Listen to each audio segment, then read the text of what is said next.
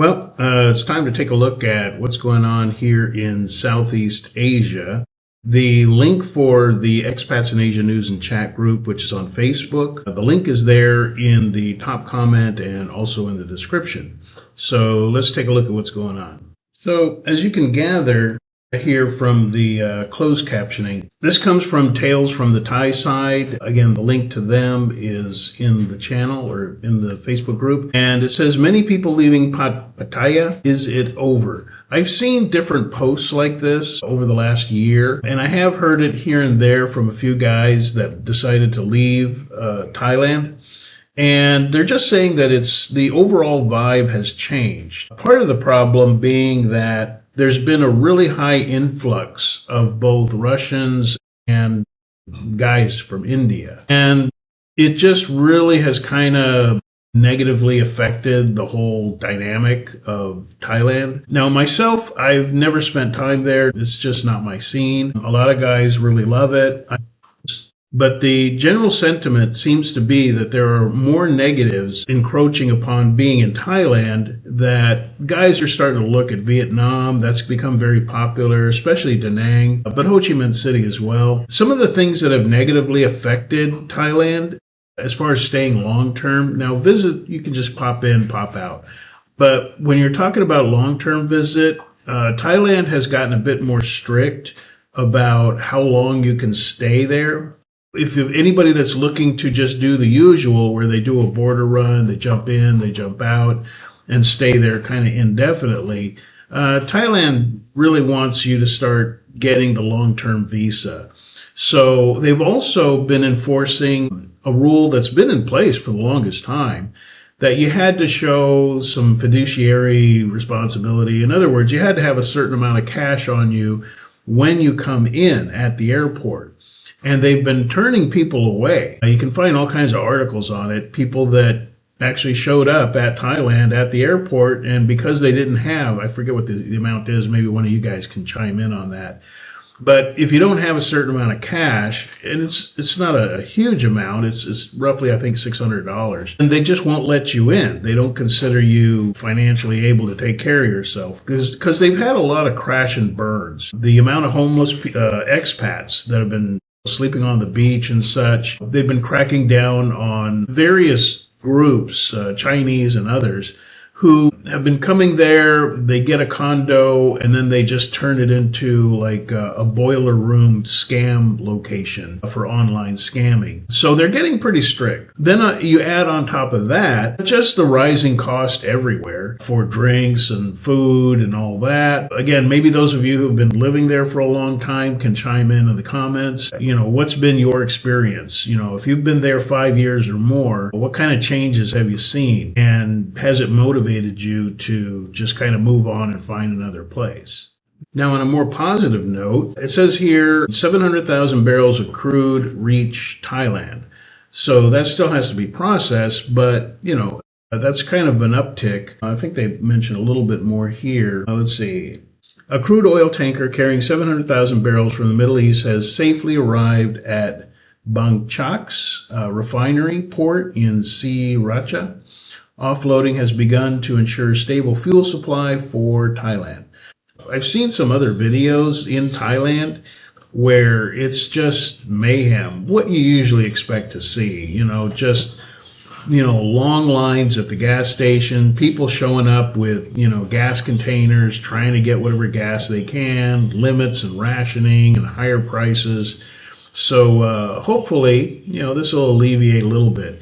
On a sort of tangency note, Philippines also has gotten some crude from Russia and also Japan. So that should alleviate things coming up in the near future, hopefully. And sadly, you almost can't look at the news in Southeast Asia without seeing a motorbike accident or a motorbike fatality. In this case, that's the parents there, I believe with their daughter, and she was out riding motorbike. I don't know the full details. It doesn't really go into that as far as how the accident happened. But she got into a motorbike accident and then she went into a coma. I guess they made the decision to take her off life support. Let's see what it says here. 19-year-old motorbike crash dies in Vietnam. It's worse in Thailand because the traffic in the cities in Vietnam actually protects you. I've ridden for a whole year in Vietnam, and yeah, it looks chaotic, and there are literally just millions of bikes out in downtown Saigon, especially after 4 o'clock. But it's all going about 10 miles an hour. So really, there's very little damage or injury. But on the open road in Thailand, it's a different story. These people are crazy. It's not a car. You have no protection. Even what you think is a slow speed is going to break you or kill you. Don't drive fast and you'll be fine. Plus, stay in the cities. Driving outside of cities in Vietnam is a suicide mission with cars and buses and trucks. They will kill you. So what happened here was a 19-year-old British girl has sadly passed away during her time in Vietnam. Despite doctors' efforts, she was later confirmed to be brain dead. In the midst of unimaginable grief, her family made a decision that has touched many, and they chose to donate her organs. So, yeah, that's the kind of position you don't want to be in, or put your parents in, your wife, whatever. I encourage you to check out a site called Pattaya, Unfiltered, and what he'll do is he'll, as you see here, he'll generate an AI picture to represent the little story, and sometimes he'll describe kind of dynamics that are going on in Thailand, or it'll be kind of a retelling of a story that he got from someone else. And it's pretty interesting. I see some of the same dynamics happening in the Philippines, but Thailand has a whole different culture attached to it. So there are some nuances in Thailand versus Philippines. But if you plan on spending a long time in Thailand, I'd recommend you check out Pattaya Unfiltered. Again, whether these are AI stories or secondhand stories or personal stories, there is a lesson to be learned here. I won't go through the whole thing. It's pretty long, as you can see here. Well, not completely long, but each one of them, delivers a really good lesson about just being aware and not just sort of assuming, again, that, just because she's not working in the red light district in Thailand, she's working in a 7-Eleven, or she's a massage therapist, whatever. Don't let your guard down and think that you're not going to end up on this whole white knight savior mode where next thing you know, you're handing her money for this problem, that problem. Another site that I would recommend you check out is this one here, My Thailand, here, right there. Very similar to the previous one, although this one's a little bit more brutal, which I like things to be very direct and realistic. So you may want to check out his, same kind of thing, telling stories about, in Thailand, lessons to be learned. So yeah, you can kind of see a little bit of, if you want to freeze frame it or pause it. The only thing better than learning from your mistakes, like I've said for years, learn from other people's mistakes. Let them pay the hard price. Read about it. And, that way you just kind of got a presence of mind when you do get to Philippines, Vietnam, Thailand, and you're just a little bit, you can kind of see where things are going.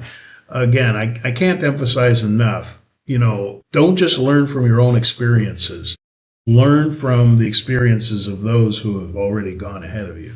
And you've probably seen these kind of videos. This one here is from Manila in the Philippines. When it comes to public transportation, everybody is saying to themselves, well, why put gas in my motorbike? It's so expensive right now. Oh, I'll just take the jeepney for 10, 15, 20 pesos. Well, when everybody has the same idea, this is what happens. Now, I know some guys just love the big city. Everybody has their own preference. But when stuff goes down like what's going on right now, this is the kind of thing I don't want to deal with. I don't want to have this kind of congestion or this much of a hassle just to get around. Now, I have a motorbike here at Bohol, and yeah, okay, so the gas has gone up quite a bit. I mean, it used to be around 57. I think the last time I filled up my tank, it was up to like 96 or something. That's kind of almost double. I mean, I can absorb it. And now the only positive for me, and maybe for you if you're in the Philippines or whatever, is if you have your own motorbike and you can absorb the cost, the rising cost of the fuel, there's less traffic on the road. ever since this whole thing started, I go to town, and I mean, easily, even during the rush hour time, the traffic is like almost half. People are deciding they're just going to go to the grocery store once a week or whatever to get supplies. I mean, a lot of people can't do that. A lot of the Filipinos, they don't have a refrigerator, or if they have one, it's a small one. So they're kind of forced every 2 days, to go out to go groceries. Now, there are a lot of little mercados that are nearby, where they can get fruits, vegetables, rice, eggs, the basic staples. But if you're talking about mustard and spaghetti sauce and other kind of things, you're only going to get those from the grocery store. So, yeah, just expect it. I mean, this is life. We've been through this probably before, many of you. I remember, back in the 70s in the United States. In fact, because again, it was problems with Iran, but there were gas shortages, and my folks were fortunate that they had 2 vehicles.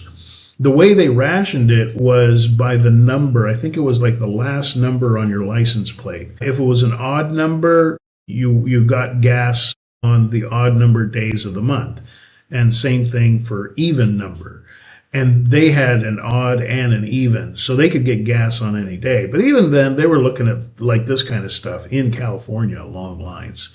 So I don't know. Again, I don't want to get into all the politics, but I do hope that this kind of, this whole situation gets diffused here pretty quickly, and we can just kind of go back to the usual craziness. Now, you're seeing this more and more. In this particular case, it's AirAsia kicking up their flights, by 40%, and there are less flights available. Same thing has happened with Cebu Pacific, pretty much all the airlines. Another thing is even the ocean jet ferries, which are in the Philippines to take you island to island.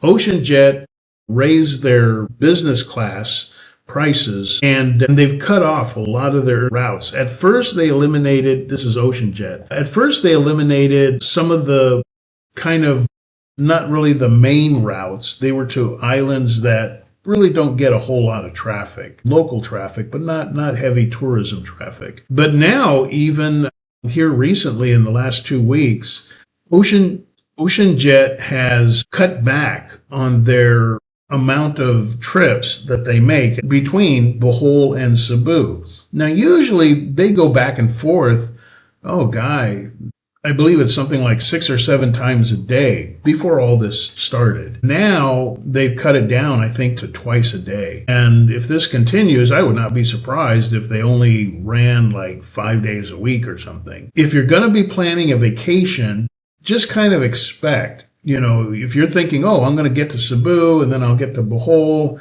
well, look into the ferries. You can check OceanJet, I think it's oceanjet.net or something. You can find it on Google, but look at their online schedule, because it used to be, before all this stuff, you could just figure you're going to grab the ferry. Well, now there's not as many routes available, so double check on that. Same thing with the airlines. If you've done traveling before, the time slot route that you usually take, it may or may not be available. And the price is likely going to be a bit higher till this whole thing blows over. And here's the travel advisory I was just mentioning from Ocean Jet.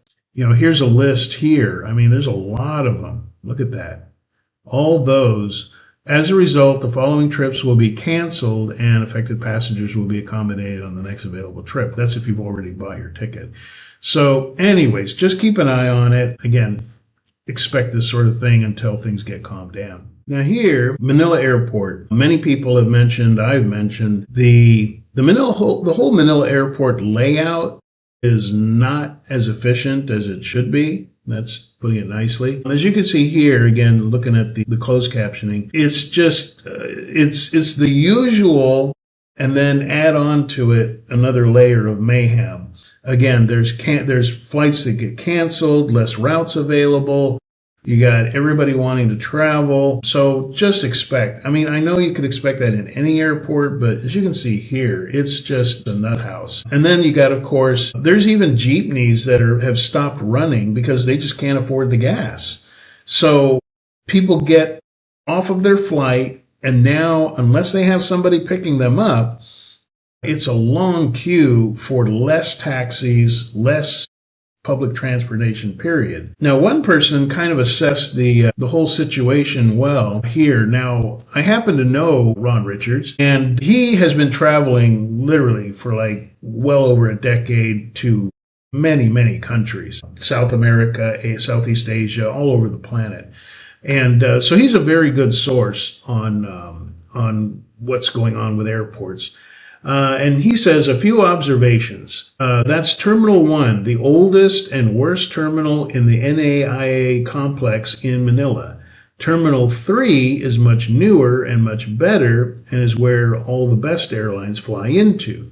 Choose wisely. I would disagree that arriving into Terminal 1 is one of the worst arrivals you can imagine. I believe he told me one time that the one in Mexico City and Egypt were much worse. While the airport in Manila sucks, especially Terminal 1, it is far from the worst in the world. I wouldn't put it first or second or even third. Number 3, people need to realize that the Manila airport is actually 3 airports. Terminal 1, the oldest and worst and most run-down international terminal. By the way, I believe the airport was purchased by San Miguel Brewing Company last year, and they're trying to make improvements.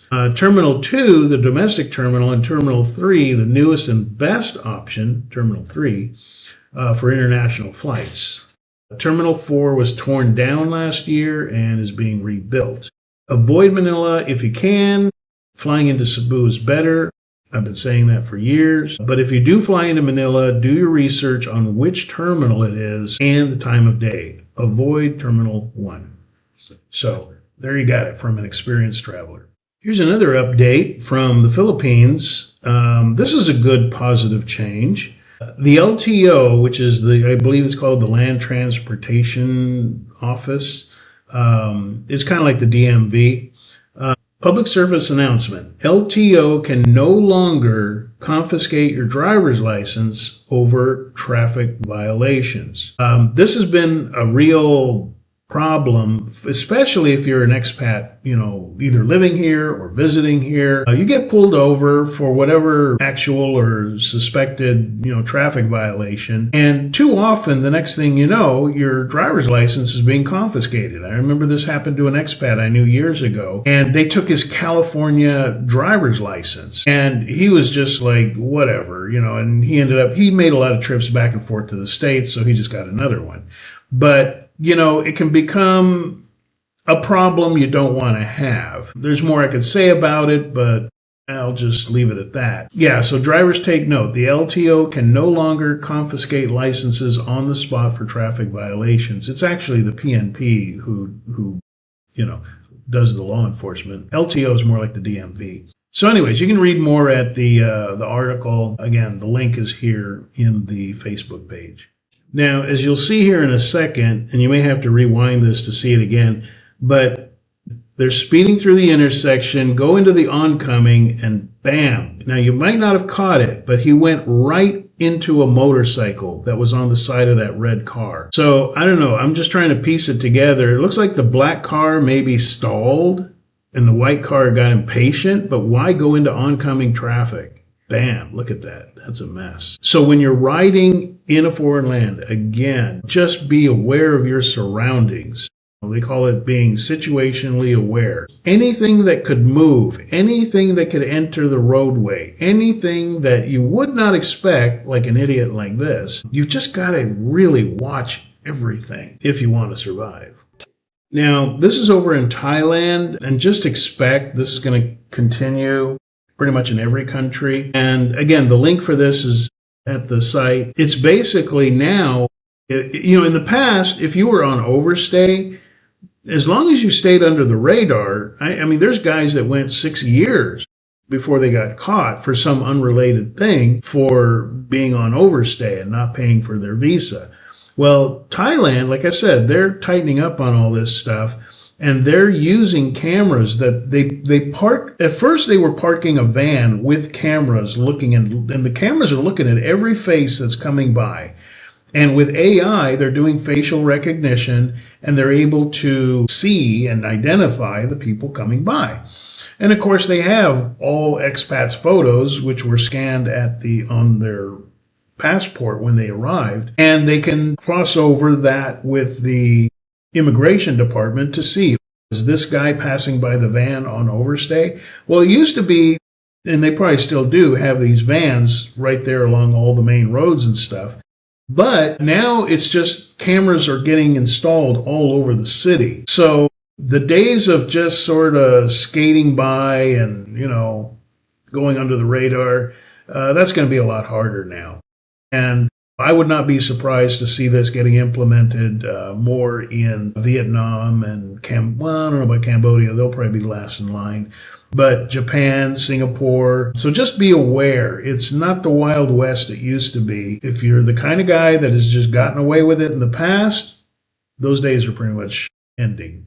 Well, anyways, that's kind of the latest. There's much more. This is just the tip of the iceberg. I mean, literally, there's about another 50 that I didn't cover here just from last week. So if you want to, the link for Expats in Asia News and Chat is right there in the top comment or the description. It's free, and you can keep aware of what's going on, the latest trends, information, visa changes, all that kind of stuff, if you happen to be interested in traveling to Southeast Asia. All right, so love to hear your comments, and we'll talk about more stuff there. See you then.